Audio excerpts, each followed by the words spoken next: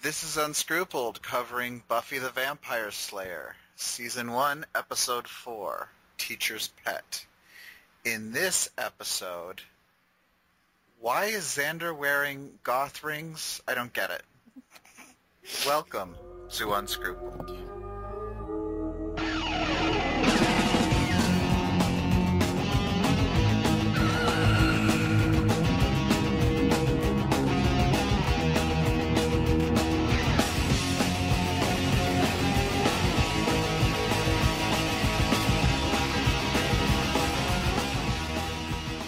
Okay, so everyone has weird rings in this one. Buffy at one point is wearing like some brightly colored plastic rings, which... Well, I get those. They kind of fit, yeah. but I don't see Xander...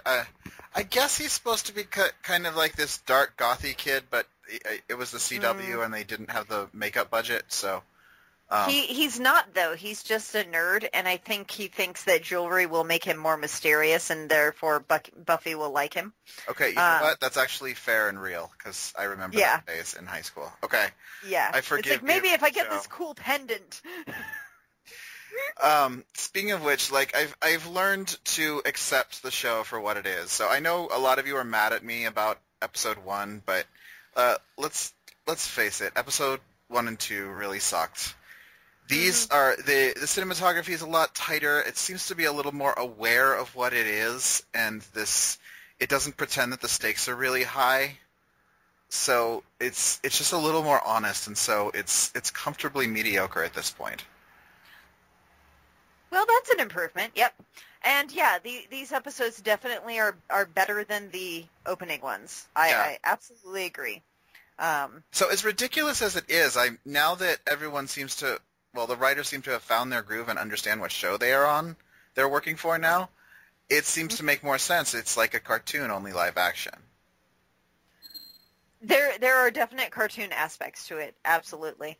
But some of the content is a little bit more adult. For instance, we get to deal with the fact that teenage boys are often virgins. Really? Yeah. I didn't know what to say about that. Like, I get that it was the 90s and we hadn't really chucked that whole slut-shamey, abstinence-only bullshit, but you can't really tell if someone's a virgin, and it makes no goddamn bit of difference if they are. I don't see why the praying mantis would give a shit whether they were a virgin or not. I 100% agree with you. It's a plot point meant to make Xander more ridiculous. Because ridiculous boys aren't threatening. Okay. So, speaking of ridiculous Xander, this thing kind of opens with a... is this a dream sequence? Or is he jerking off? I couldn't tell. He was asleep in biology class. Oh, that's right. Okay. So, yeah, and I think Luke makes an appearance, and Buffy is the damsel in distress, and it's just a lot of bullshit. I don't think it was Luke in particular. I think it was, random vampire number 4. So this leads to our first real bit of characterization for Xander in that he has a crush on Buffy, which is not much, but we'll take it. Well, we knew that. Like, last episode, he totally gave her a freaking bracelet. Did he? Oh, that's right. He did. Yeah. Okay. Yeah, he gave her a bracelet, and he told Willow, hey, it's like we're practically dating now. And Willow's like, yeah, except Buffy doesn't know about it. And then he lays that whole thing on Willow about how, you know what I like about you, Willow? You're one of the guys. And she's like, crushed because she's harboring deep feelings for him, as is evidenced by her face. Yeah. I was kind of off the mark in thinking that Willow might be a lesbian. Yeah, I'm just wrong. Oh. I am so bad at this. my Harry Potter theories. Oh, God, your Harry Potter theories were so wackadoodle. Natasha says that they were cool, but... They are cool, but, like, I seriously had no idea where you were pulling them from. I often think that you're reading different books than I am. I might be, so... Mm-hmm. Okay, so Xander has a crush on Buffy in biology class, and they're talking about ants. So I thought, oh, we're in biology class, and they've shown us a picture of insects. Clearly, we're going to be fighting a giant ant. Okay, good instinct. A little Yeah. off, but good instinct. Well, I was in the same King... Sorry, I'll cut that out later. Are you on another bank heist? No, there's a motorcycle club down the street. That makes it so much more awesome. No, it's like, because I don't like meth, and it's not good for my coloring. You are so prejudiced against meth. Jeez. Open your heart to meth, okay? Where were we? Ants. Anyway, Okay. ants. Yeah, so she's in biology class, and her biology teacher was kind of a badass. He had a scar down his face. It was very subtle, but it looked like he took a knife there. Possibly. I was just happy he didn't have a German accent to go along with it. Yeah, he was very Colonel Sanders-y. Maybe a little Bernie Sanders-y. Little bit. What did you think of what he said to her? It's nice to see that there's another adult in the world who kind of takes Buffy seriously. So I knew he was going to die right away, but Well, of course. because He's why there else? at the beginning of the episode. Right. But it was nice because her mom doesn't really listen or pay attention, even though she probably should if your kid's an arsonist. And Giles kind of has his own little voyeurism going, and he cares about her as a slayer, but not as a person. He doesn't know her as a person. Like they just met like 2 weeks ago. Yeah. Maybe 3 or 4 at this point. So it was nice for an adult to reach out to Buffy and be like, hey, the world doesn't suck. And, oh, by the way, I just got eaten Oh. by a giant praying mantis. Yeah. But yeah, I liked that he told her she was smart because she is smart and she does think on her feet and she doesn't give herself enough credit for the smartness. Yeah, and She this is her the other episode. skills. This is the episode where I fully started to believe Buffy's behavior and the way she acts. And I don't know if they kind of changed the script to be more in tune with how she behaves and how she delivers her lines, or if she sort of knew where this was going. I think it's a settling in period where they're all finding their feet and trying to get into the groove. Right. So, it's like any group of people, you have to learn each other and be able to anticipate certain things and how they'll do certain things. And yeah, it's starting to come together here. Yeah, and I thought this season was going to be nothing but trash, but it's not trash. It's at this point it's recyclables. Okay, it's recyclables. That's not fair. That's not fair either. It's like Amazon boxes that you can pack things in and they're still useful. It's okay. It's comfortably mediocre. It's watchable. It's entertaining. It is not good. It is not exciting. Fluff. Yeah. It's fluff. And yeah, when it started out, totally fluff. We'll see if it becomes less fluffy with time. Very few things do. Well, I will leave you to judge. In fact, I should make a note to ask you this time next season if it's still fluffy. Actually, this time 4 seasons from now if it's still fluff. But, okay, so moving forward, what is happening in your background? Sorry, that was my phone. Oh, okay. Good ringtone. It's the No idea what that was. I'm where just were being we? polite, dude. All right. Okay, so go ahead. The teacher mysteriously disappears. They all show up to school the next day, not knowing that teacher has mysteriously disappeared. And Xander has found this out and is bragging about not doing his homework when a new character comes on the scene.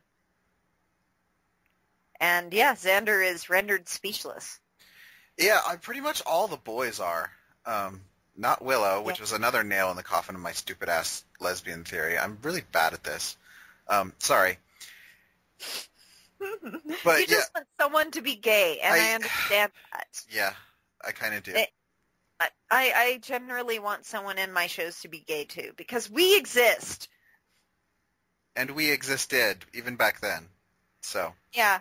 But also remember that they're all supposed to be 16, regardless of their 28 to 30-year-oldness. Mm-hmm. And at 16, you might have kind of figured out that you're gay, but you may not be ready to show the world that, especially in the 90s.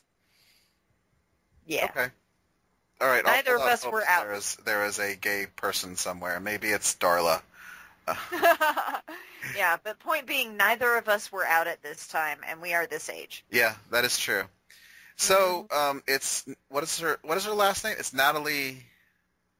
What is her last name? French. Natalie French. Okay. Yes, it is French.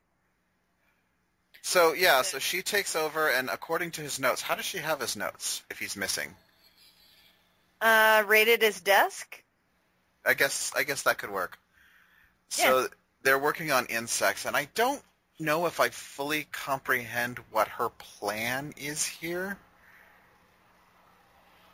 I mean, so she's going to teach them about praying mantises, and then she's going to have them build praying mantis sacks. Can she not do it herself?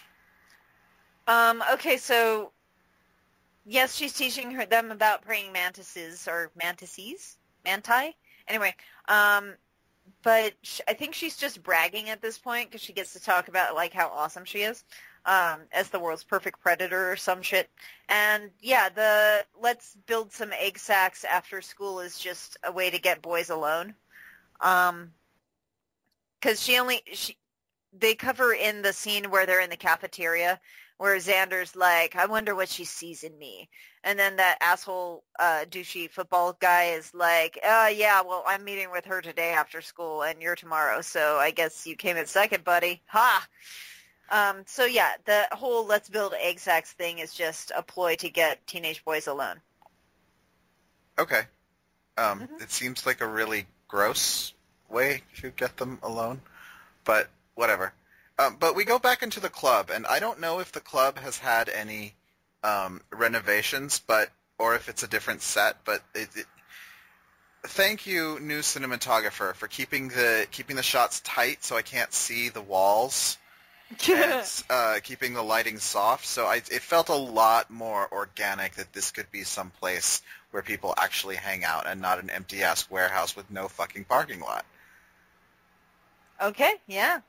So. And yeah, I do feel like the bronze is shaping up to be less set-like. Yeah, it's coming along.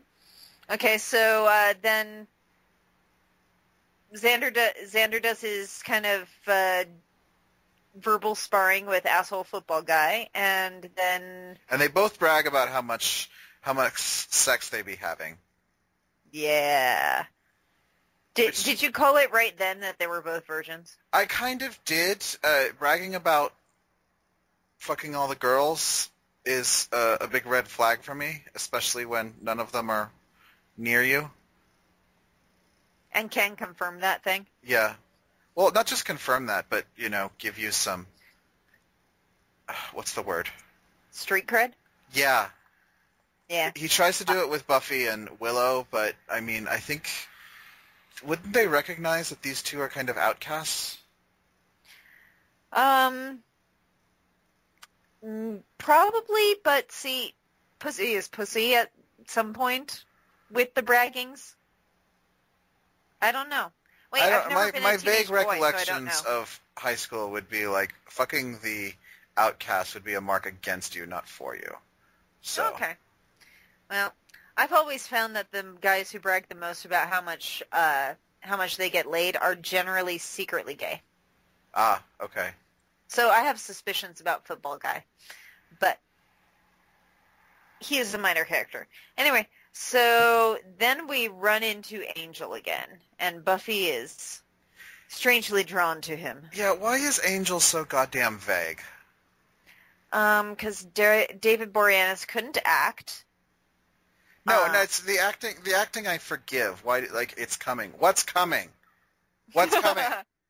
Angel, tell me. I don't like riddles. I'm gonna smack you in your stupid five head. He does give her the leather jacket, and I gotta say, I like that '90s leather jacket thing on her. Yeah. It is a big step up from the uh, Cher Horowitz goes to the dollar store vibe of Buffy's wardrobe at this point. Oh, you had to reference Clueless, didn't I you? did, although the dollar store might be a little harsh. Maybe Ross, Dress for Less. Yeah. Hey, you love it. I love it. I got it at Ross. Okay, so Why are we? the leather. Why are we friends? So the leather jacket's a plus. Did you notice that he did this specifically to not only show off his chiseled shoulders, but his war wound? I didn't catch his war wound. I think it was because the lighting was too soft.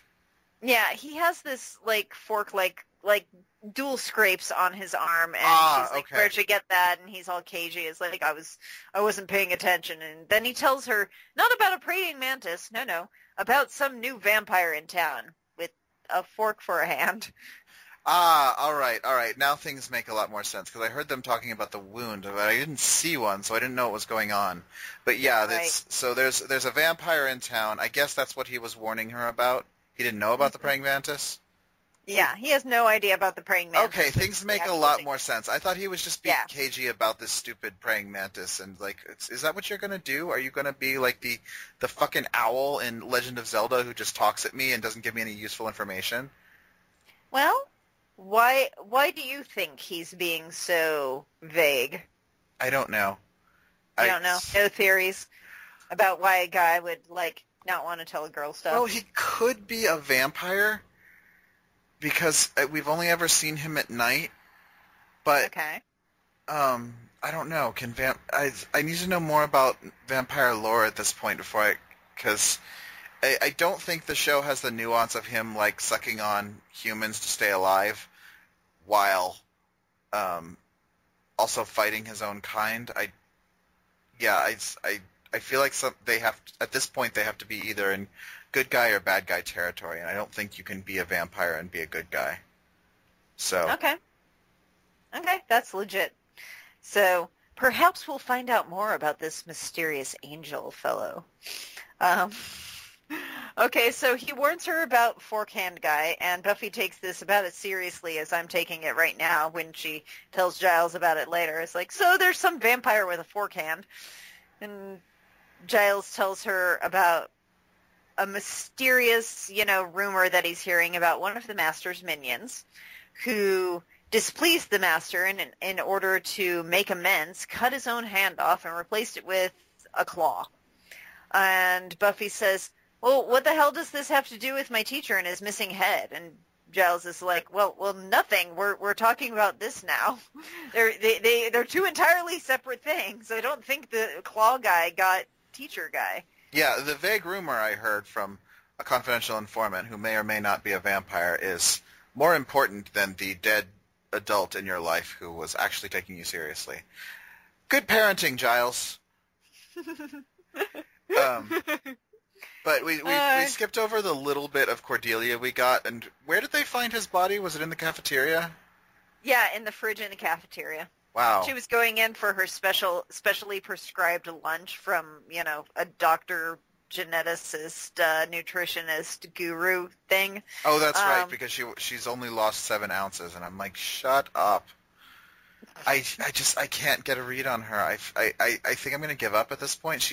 I feel like she's just going to be every horrible teenage girl trope, all kind of fused into this giant meteor of meh. Well, she may keep happening to you, so. So yeah, I need to suck it up and stop trying to get into Cordelia's head because she's not forefront enough to have a personality. Yeah, they don't give you anything in this episode for Cordelia. She has a cameo, and that's pretty much it. Yeah, she's in the main cast though. Well, so it leads me to suspect they have bigger plans for her, which is why I kind of paid attention to her. But I've got to let that go. Okay. Anyway, we're going to focus on what's in front of us, which is the dead body. The dead body. Okay, so here's what we know. We've learned about things without heads. We've learned about praying mantises recently. Now, did it surprise you that Buffy was the only one who put this the fuck together?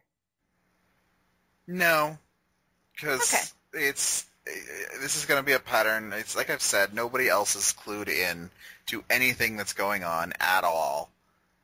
And I don't even know if that's true that praying mantises bite their mates' heads off. Oh no, that's a thing. I've heard it's a thing. I've never You've never watched it. It's not that I've never watched it. I've never heard it from someplace other than the grapevine, because they also say half of all marriages end in divorce. Not true at all, but it's been said enough that it becomes true in our heads. Or, Tom Cruise jumping on the couch never happened, but we all think we saw it. So. Wait, what never happened that we thought we saw? Tom Cruise jumping on Oprah's couch. Oh, yeah, he didn't do that. He just, he got a little wacky, but he never actually jumped. Yeah, he's a weirdo, but he stood up there like she asked him to, and said he loved his wife, and he never jumped on it. And there's actually a fascinating article about, who was patient zero for this lie, because there was no YouTube at this time. And so there were pictures of him on the couch, and it just warped into the collective consciousness that Tom Cruise started jumping on Oprah's couch. So, yeah, I wonder if the praying mantis biting their mates' heads off thing is actually a thing, because it sounds like, I don't know, evolution would make that a little no? Well, if they have hundreds of eggs, let's see here. So I went to Snopes, because that's what I do when you're talking about Tom Cruise. Uh-huh. And so apparently it's only a sometimes thing. The praying mantis? Yeah, they only do it sometimes. Okay. But it's only when, they're starving, apparently. All right. So they're mad with hunger, and that's, yeah. Yeah, well, so it's not just a regular thing. Well, they need lots of protein, I guess, to be able to lay that many eggs. So, yeah, it's a sometimes snack. Men are a sometimes snack, guys. Men are an always snack. Don't listen to her. And now everyone knows where we are on the Kinsey scale. Yes. Anyway. If they don't know, I don't want them listening, because it's been clearly fucking obvious. So. Yeah. Guys, we're both really big homos. Yes. Yep, and we can say that because it's our word. Anyway. It's our word, and not yours. It might be yours. You don't know. Yeah, where were we? Praying mantis. Praying mantis, yep. Buffy figures that out mostly because she sees Miss French turn her head all the way around, but, the clues were there. I mean, the foreshadowing is heavy-handed in this one. The foreshadowing that I love the most was when Xander comes in and she's about to eat her sandwich. Mm-hmm. What did she bite into? I can't remember. What did she bite into? Well, they were crickets, but she put them on bread with mayonnaise. She took a bite of mayonnaise. I love that. Well, yeah. Okay, so at night, sometime during the episode, Buffy goes out hunting in that way that she does, and finds Claw Guy, and is, having a good fight with him. And then the police come, because this the first time in history police have actually been there when something is actually going down. Right. I didn't understand what they were doing there, and I didn't understand where they went. They were on top of a bridge or something and couldn't just, hop down and get the hooligans who are having a rumble in the graveyard, probably. Anyway, so yeah, the police proved themselves to be largely useless, but enough to scare the vampire to scurry away. And as he does so, he runs into Miss French. Yeah, and she gives him a side-eye to end all side-eyes, and he's like, fuck that shit, and he runs off. Yep, just scurries away. Scamper, scamper, scamper.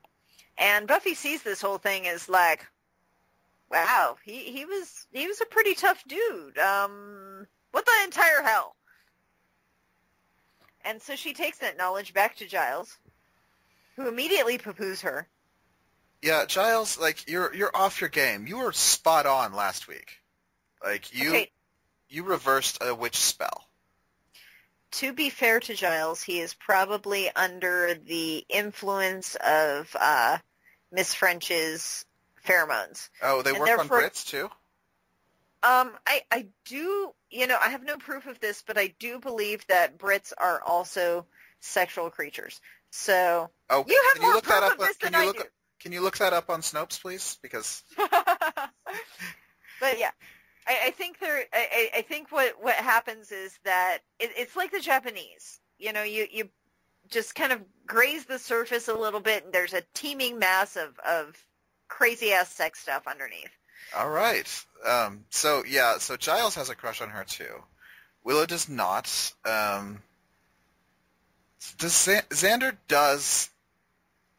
I'm trying to think. Is there anyone else she runs into who doesn't have that effect? I guess it's just the principal, right? I don't think we see the principal and her in the same room, do we? Didn't I he don't know. tell her not to talk about decapitation, or was that not the principal? I don't know. I forget that part. It was boring. But by and large, she has a profound effect on any male nearby. Okay. Hmm. But not the girls. No, not the girls. Not the girls. So she gets Xander to come over to her house by claiming to have forgotten all her paper mache at home when he comes by her classroom after school. And, because obviously a teacher's going to invite you back to their house. I mean, didn't yours do that? Well, mine certainly. Maybe. Really? You remember I slept with one of my professors in grad school? Oh, yeah. Well, okay, I slept with one of my professors in community college, but that's college. That's not teachers. Not like teachers in high school. Okay, wait. I did go to one of my teachers' houses in high school, but that was because there was a field trip and there was like a whole bunch of us. Okay. And yeah, and his wife was there and she made us cookies. It was awesome. And how many did he eat? 4. I mean, none. Sorry. Okay. Sorry, Mr. Kennedy. So Xander gets invited back, and she offers him a martini that's already 2/3 gone. That is not classy, Miss French. He's 16. Can he handle an entire martini? Martini is just gin and vermouth. I don't think that what he can handle is really a problem here, because she wants him unconscious, right? This is true. Okay. And so she starts to put the moves on him, and he's like, yeah. But he's also like, oh, sweet Jesus, I don't know what to do. And then as the martini kicks in and her pheromones blossom in his consciousness, he realized that he does want someone in a sexual, loving way. And that someone is not Mrs. French. It's Buffy, who he's known for like 3 weeks at this point. That's totally long enough to have a monster crush. That is true. Yeah, and I remember getting those crushes at that age. Like, you cannot think about anything else. Yep, hits you like a freight train. Yeah, and it's, I don't know, did it feel good? I don't remember. It felt all-encompassing and desperate. Yeah. And yeah, kind of uncomfortable. It wasn't a good feel. Well, okay, when you would like sit and imagine your future together, it was totally like a happy, warm feeling. But then the crushing self-consciousness and the sad hand job doesn't do it. So yeah, at that age, I had not yet discovered masturbation, so I had to just like think, I really want to be her friend, and I don't know what to do with these feelings. I want to have a sleepover, and I don't know what that entails. Did you see that that picture that was floating around Facebook where it's like, you can't climb to heaven with your hands full of penis? And No, I've never seen that. yeah, there's a group called Stop Masturbation Now, and one of they posted a picture of someone climbing a ladder. It says you can't climb to heaven if your hands are full of penis. So naturally, every time I see it, I post like, "Watch me, challenge accepted, witness me."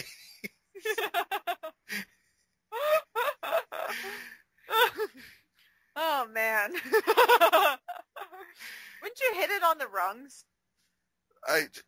It takes skill, you know. Yeah. I think there should be a YouTube of that now, just people climbing ladders with hands full of cock.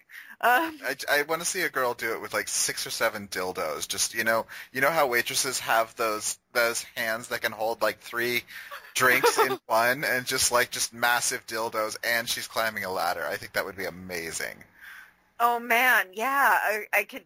I think I could do it with at least 3 dildos, like one in my teeth, and like a pirate climbing the side of a ship. Yes. Yes. That sounds awesome, and I want it right now. But wow, that may be the first time I've. Never mind.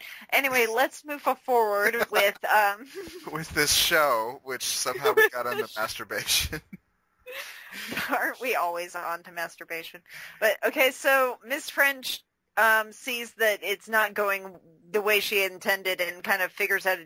Does she knock him out, or does he just kind of pass out on the couch? I think he just passes out, or it could be both. I don't really remember. He does wake up in a cage, though, and I was a little confused as to how she rented a house that has a cage. Yeah, I think it's in the basement, which begs the other question: how did she rent a house with a basement? We don't have. Oh, that's right. You don't have those in Rancho Cucamonga. So we really, really don't. Like nowhere in Southern California is there a basement unless you haven't done specially for your dungeon or something, because earthquakes, it's a thing, and we flood all the time, and water doesn't. When water is present, it takes a long time to get rid of, and then it's gone forever. But yeah, basements cannot happen here. So any of you that don't live in Southern California, basements aren't a thing. So this is really weird on that level, other than the fact that she's a giant bug. Yeah. Anyway, in the non-existent basement, he runs into Football Guy again. Yeah, and this confused the shit out of me, because I actually paused it here, and I kind of rewound, and I'm like, okay, he says she's gonna tear his head off, and she's gonna fuck him. I saw her do it. Who did he see her do it to? I don't know. Possibly one of their classmates? I thought that too, but then again, nobody ever actually reacts to anything in this show. So, yeah. I mean... She might have picked up someone, at a bar. Okay, but, yeah. Virgins happen. But, yeah, so she apparently, some mysterious other virgin she found, she tied him up and did her dirty things to him and then ate his head. But first she has to, sit there and vibrate for a while and shoot out some eggs, which, that's fun. Which was really, really gross. So, yeah. I can accept these terrible special effects. Just don't make me hurl. Yeah, I feel that. So there are a few gross things in here, nowhere near the level of Pitch Perfect or anything, but fairly gross at times. Yeah. So while this is going on, Buffy and Giles and Willow are trying to track this bitch down because Xander has been captured. Yes, indeed. So their plan involves looking up her personnel records. Oh, yeah. Seems legit, right? Yeah. And so they go and they find this old lady who, they say she's 92 years old, but there's no way on earth that woman was 90. Mm-hmm. And so they find the real Mrs. French, right, who is actually 90 and just sweet as can be, isn't she? Yeah, but I was talking about that old woman who is not 90. Oh, yeah, she's totally not 90, but, mid-70s, so... Maybe she also had a secret life. Yeah, that could be true. Yeah. Maybe she bathes in the blood of the innocent. So, Maybe. It's Sunnydale. Anything can happen. hey, maybe she uses the blood when praying mantis is done with it. Maybe she does. Yeah. But because they are thwarted, they go back to the ranch, and then Buffy has a brainwave. And what does she do? She tracks down this asshole who's hanging out in the sewers and beats the shit out of him, kind of basically drags him around the neighborhood to watch him cringe when he smells her.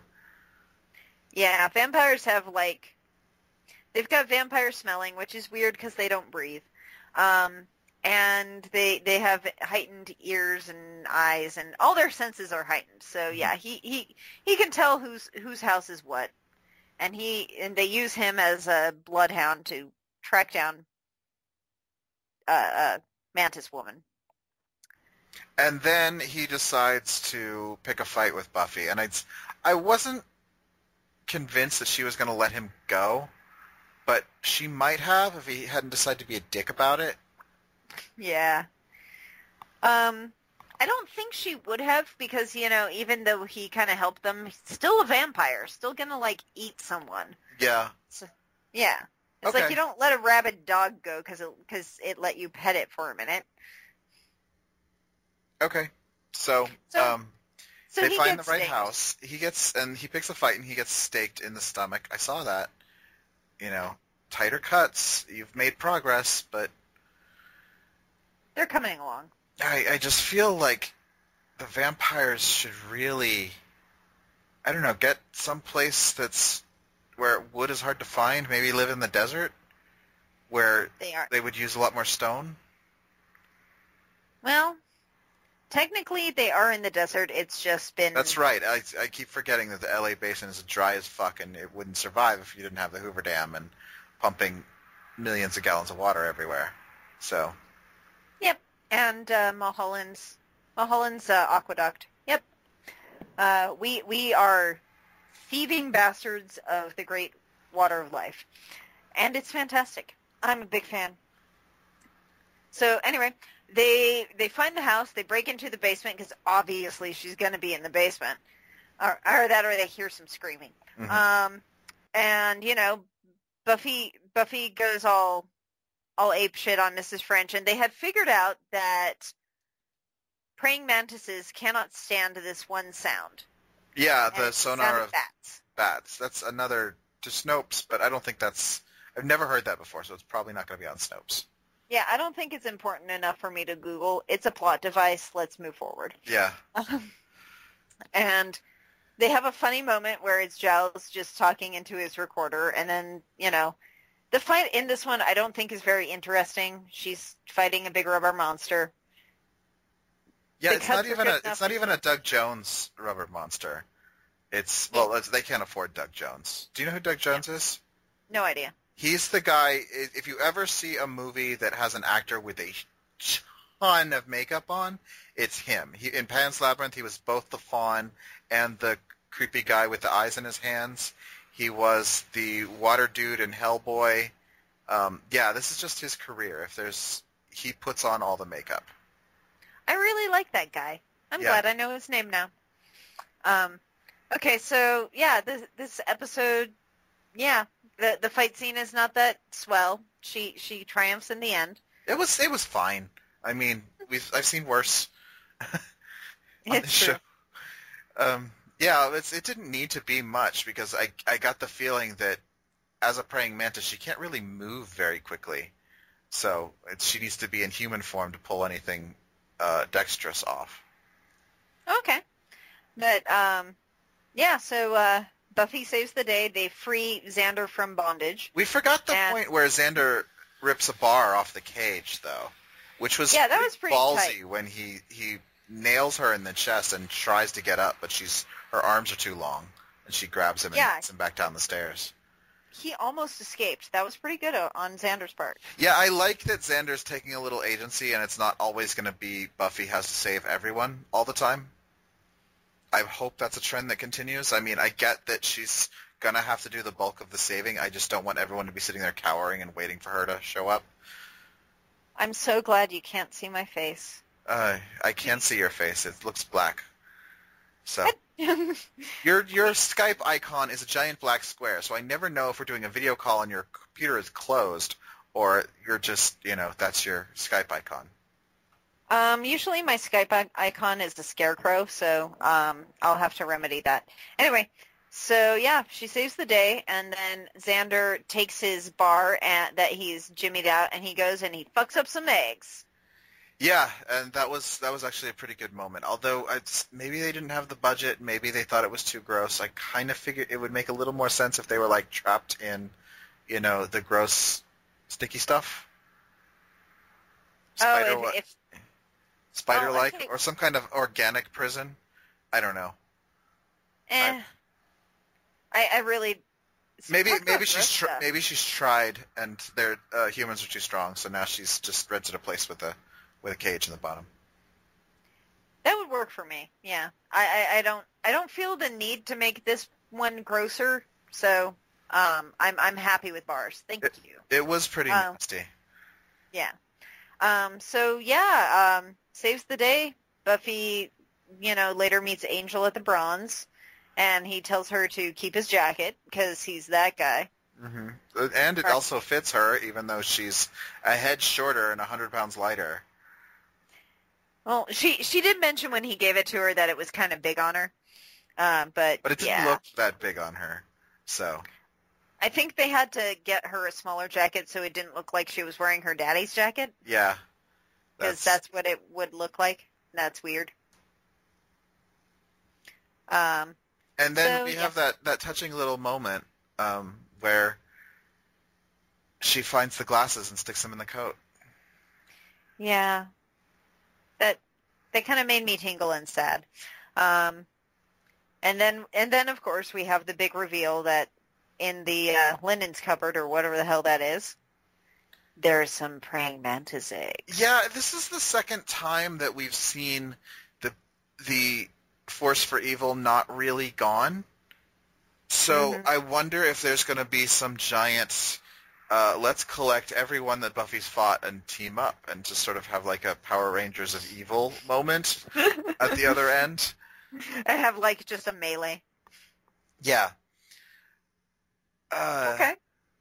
So, I guess predictions. I mean, we've dealt with a witch and we've dealt with a giant praying mantis.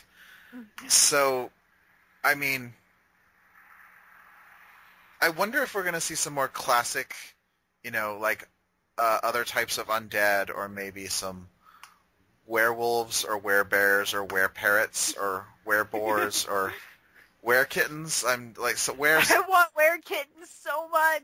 No, you don't. You don't want to be petting a kitten and then it turns into a 40-year-old man. Oh, you're right. I don't want that. Guys, I don't want that. No. Take it back. Take that wish back, please. You're such a good kitty. Oh, Jesus! Oh, man. Okay, so the next episode is called Never Kill a Boy on the First Date. Never Kill a Boy on the First Date. Yep, and that's the one we're going to watch next, boys and girls. So cue up your Netflix and watch along with us. Why don't you? All right. So this episode was a little shorter, but it was so far it's been about the length of a Buffy episode, so I think we're fine. Yeah. With some detours to talk about penis. Yeah. Talk about cock. That may or may not be a theme, guys. Okay, so yeah. This episode just wasn't very deep. It wasn't, but like I said, I'm okay with it because it seems to know that it's not deep and doesn't. The first one, it just tried to make it so hard that we're gonna be scared for this town, and I'm like, no. It's like I don't buy the Master as an intimidating figure. I'm not worried about his resurgence. The fact that the monster is done within this 40 minutes of airtime means, the story is over, and that's fine. And bask in that. It works. So you're okay with a Monster of the Week? I'm okay. I'm much more okay with a Monster of the Week than something I'm supposed to be scared of, because it's just not going to happen. But it's not going to last forever, I hope. There is going to be some continuity between episodes and stuff? I guess we're gonna have to find out. Okay. But we've talked about this before when we were talking about Alias, and you said that major character arcs or major plot arcs were a thing that Alias, pioneered. Not pioneered, just, I don't know. You didn't say pioneered, but you seem to think that it was a unique thing to Alias. Not unique, just made it economically viable. So. That's not what you said before. Okay. All right. So, anyway, next week, Never Kill a Boy on the First Date. So now I think we should move on to plugs. Yes, I want to give a note to the listeners. Listeners, we really want you to leave some iTunes reviews, and we will read them out, and we will read them dramatically. If you want, yes, please. If you want an example of an amazing review that can, I don't think we really did justice because it was so incredible, listen to our last episode of Alias Season 1. But we don't have any right now, and I'm saying this for those of you who do write a review, that we're actually getting a little ahead because Money has a bit of a business trip, and he's going to be out of the country for a couple weeks. So we need to bank a couple so that you guys are not without us for very long. So yes. Write a review. We will read it out loud. We really appreciate it. Yes, please. I want you guys to really critique us, too. But yeah, and also I love it when you talk about yourself in the third person using your fake name. That's hot. Money is uncomfortable with this line. Do the listeners know why we call ourselves bitches and money? I don't think they do unless they know us personally. Why do we? Okay, so guys, way back a hot decade or more ago, I met an astounding young man in college. And, okay, neither of us were young, but still. Were we ever young? We never were. We were born in our 30s, like Angela Lansbury was born in her 70s, so. It's true. So, Money and I met, and we discovered very quickly that we had the same name. And that was really difficult because we also had the same friends, and it was hard to know which one of us they were talking to because all they would say is Chris, and we would both go, what? And so eventually he became Texas Chris, and I just became regular Chris, I guess, Diet Chris, Chris Light, something. Anyway, so he was Texas Chris, and that morphed into us always calling him Tex, and thus a nickname was born. But that means that I get to keep our name, and that's just not fair. So when we would banter all the time in college, and people would tell us we needed our own radio show, somehow we got onto the idea that it should be the Bitches and Money show. And at the time, he was broke and I was single, but we knew that someday... Yeah, it was ironic yes. that you would get all the bitches and I would get all the money, and but I was a grad student, and she was coming off of a nasty breakup. So, oh, yeah. And so now she's swimming through her pussy vault like Scrooge McDuck, and I have a job that pays well and, allows me to travel. So it actually came true. So name yourself what you want. Like, be ambitious. If you want a ball pit, name yourself guy who has a ball pit in his bedroom. And it will happen. I know people like that now. It's really interesting and weird and kind of fun because I can go to their house playing their ball pit and then not have to do ball pit maintenance. Yeah. That's fun. But yeah, and it's real good. I so many bitches, let me tell you. But they aren't bitches, they're people, and I love them all in each their unique butterfly way. Unique butterfly? Okay, plug. They're all the fucking same.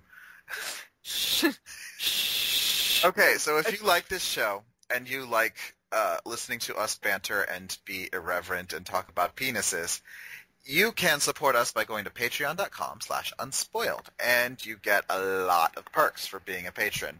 There's a tiered level, but I think the most fun part of being a patron is being part of the Unspoiled patrons only group, because we're really fucking funny and hilarious, and yeah, it's a really friendly group, and this is how we all connect. And hi, Sarah. Hi, Candace. Hi, Maggie. Hi, Natasha, of course. So, yeah, join. Give us a couple bucks a month.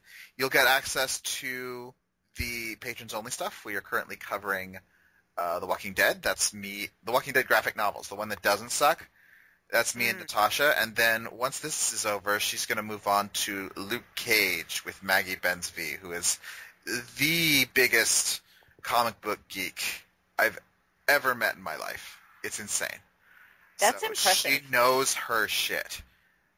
It's like she can rattle off details about different artists and different iterations, and she's incredibly smart, an incredibly good find. And, of course, you get access to cocktail hours, just a whole bunch of stuff. So go to patreon.com/unspoiled, become a patron, get in on this. It's a whole lot of fun, and we need money for wine. Yeah, wine doesn't just buy itself, guys. So why don't you tell them about your plug, my dear? Oh, yes. So, every Thanksgiving, after the turkey is digested and the football is over, and you're thinking to yourself, oh my God, I have nowhere to be for the next 3 days, and you look around at your family and you realize, you don't really need to be around them anymore. You have a place you can go.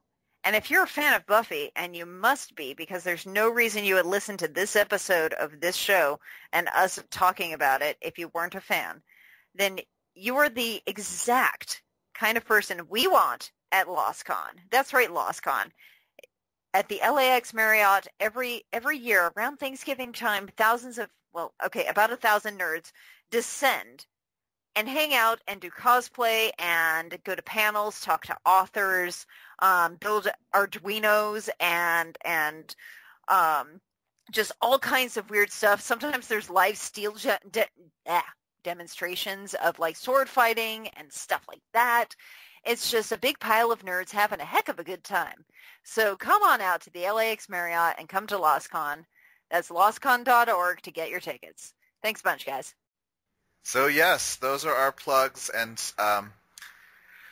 I think this draws our episode to a close. So say goodbye, bitches.